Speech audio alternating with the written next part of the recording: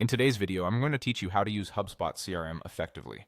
We'll start right at the beginning and build a simple flow you can repeat every time you onboard new data or launch a marketing initiative. First, log into your HubSpot account.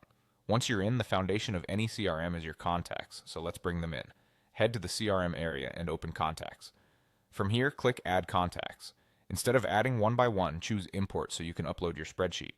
Select your CSV file and walk through the mapping step carefully. This is where you match the columns in your file, like first name, last name, email, company, and phone, to the right HubSpot properties. Make sure emails are mapped correctly, since that's how HubSpot identifies duplicates. If you have custom fields in your CSV, map them to existing properties or create new ones so nothing important gets lost. Before you finish, review the summary screen to confirm the counts and mappings look right, then complete the import. With your contacts in place, you can start tying your marketing efforts together. If your plan includes it, go to Marketing and click Campaign. Campaigns are a paid feature, and they're designed to centralize assets and reporting. Give your campaign a clear name and set a goal, such as lead generation or event signups.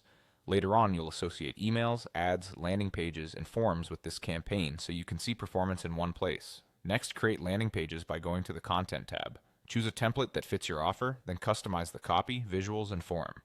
Keep the form short to reduce friction, but collect what your team truly needs. Add a strong call to action, preview the page on desktop and mobile, and set the page title and meta description so it looks good in search and when shared. When you're satisfied, publish the page and note the URL for your promotions. Finally, streamline follow-up with automations or workflows. Open the automation area and create a workflow that enrolls people based on a clear trigger, such as submitting your new landing page form. Build actions like sending a welcome email, creating a task for your sales team, or updating a lifecycle stage. Add simple delays for timing and include an exit condition so people stop receiving steps once they convert.